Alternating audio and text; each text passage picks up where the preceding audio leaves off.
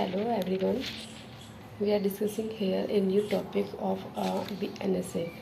ठीक है, तो आज का जो हमारा न्यू टॉपिक है वो BNS 2023 से ही है। और जो न्यू टॉपिक है हमारा वो टच करता है सोशल प्रॉब्लम को। वैसे देखा जाए तो हमारा जो क्रिमिनल लॉ है IPC हो गया या हमारा BNS हो गया, वो हमारी सोशल प्रॉब्लम से रिलेटेड ही है। समाज में जो चीज़ें हो रही हैं उसको देखते हुए हमारा कानून बनता है। लेकिन जो आज का टॉपिक है, आज का एक न्यू टॉपिक भी मैंने वो उठाया है जो कि हमारे IPC में उसको कहीं पर भी डॉक्यूमेंट्री फॉर्म में लेके कहीं नहीं आए थे, लेकिन इसको जो है अब लीगल डेफिनेशन दे दी गई है जो कि सेक्शन में डिफ़ाइन है। और आज हम उसी के बारे में बात करते हैं। और जो ये सेक्शन है हम उसके एक प्रॉब्लम को लेके चलते हैं कि वो प्रॉब्लम क्या है। ठीक है, तो प्रॉब्लम यही है कि मान लिया एक व्यक्ति है, ए नाम का एक व्यक्ति है जिसका शुरू से ही किसी लड़की के साथ शादी करने का कोई इरादा नहीं है, लेकिन वो उसके साथ सेक्सुअल इंटरकोर्स करना चाहता है। ठीक है, और इस इरादे से उसका वादा उससे कराता है, अपनी उसकी सहमति लेता है कि वो उसको इंटरकोर्स करने देते हैं। और वो लड़की सहमति भी दे देती है क्योंकि वो क्या करता है, वो उसको शादी का वादा करता है कि मैं तेरे साथ शादी करूँगा। ठीक है, तो ऐसी सिचुएशन में आप BNS की कौन सी धारा लगाओगे? तो जनरली देखा जाए तो बहुत सारी सिचुएशन में हम section 63 of IPC of BNS लगा देते हैं। पहले 376 लगाते थे।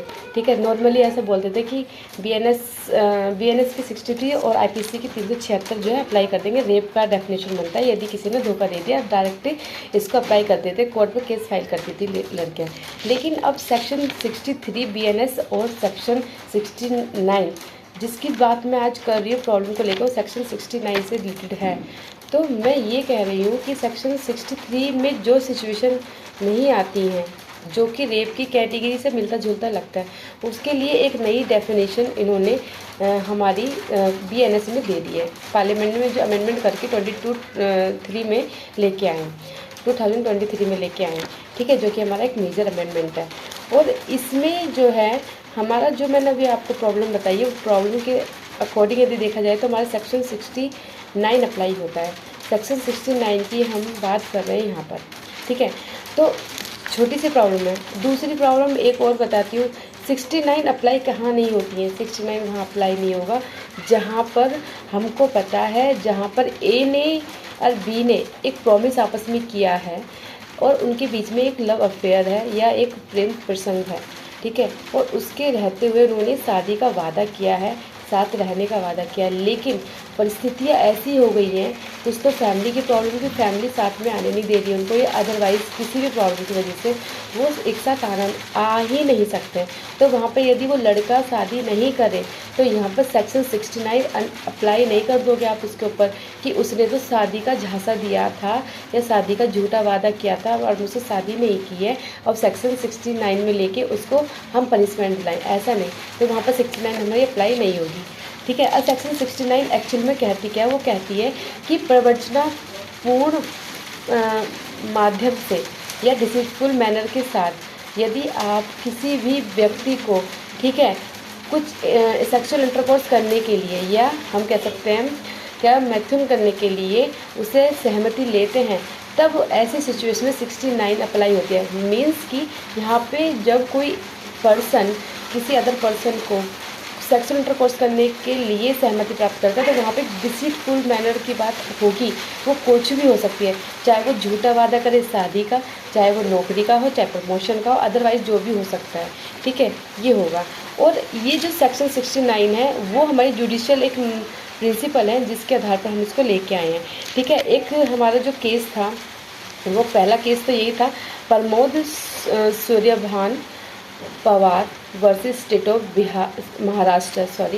ऑफ महाराष्ट्र 2019, जिसमें कहा यदि विवाह का वादा शुरू से झूठा था, विवाह का करने का वादा यदि शुरू से ही झूठा था और केवल सहमति प्राप्त करने के लिए ही वो बात की गई थी, तभी आपराधिक दायित्व बन सकता है, अदरवाइज आपराधिक दायित्व आप लेकर नहीं आओगे। ठीक है, दूसरा एक केस और था, doctor Dhruvaram Muralidhar Sonar versus state of Maharashtra 2019 का, ये भी 2019 का है।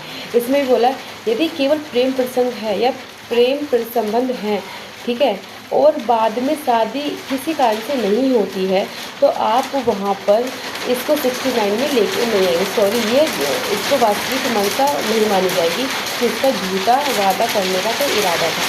ठीक है, अब हम सेक्शन 69 जहाँ पर कह रहे हैं कि वो अप्लाई नहीं कर सकते हैं और वहाँ पर क्लेम पर्सन होने के बाद कुछ सिचुएशन के बाद वो चीज़ हो ही नहीं पाएगी, तो वहाँ पर हम ना तो वहाँ पर क्रिमिनल लाइबिलिटी डालेंगे किसी लड़के पर, ना ही हम इस पर सिविल लाइबिलिटी डाल सकते हैं। अब सेक्शन लीगल लैंग्वेज यदि सेक्शन 69 की है तो हम क्या कहते हैं, सेक्शन 69 की जो लीगल लैंग्वेज ये कहती है, यदि कोई पुरुष शुरू से ही, बस वर्ड याद रखना, शुरू से ही विवाह करने का झूठा विवाह करने का इरादा ना रखते हुए, उसका कोई इरादा नहीं है, ठीक है, इरादा ना रखते हुए किसी महिला से विवाह का झूठा वादा करता है या किसी अन्य तरीके से धोखा देता है, जैसे नौकरी का, प्रमोशन का झूठा लालच देना या अपनी पहचान को छुपाते हुए कुछ ऐसा कार्य करके उसकी सहमति प्राप्त करना जिससे कि इसके साथ इंटरकोर्स हो जाए, ऐसे इंटरकोर्स बनाता है और कृत्य वो ऐसा कृत्य जो बलात्कार की श्रेणी में नहीं आएगा तो सेक्शन 69 में आता है। ठीक है, दूसरा इसमें जो पनिशमेंट है वो पनिशमेंट हमारी जो होगी 10 साल होगी, तो जुर्माना आएगा।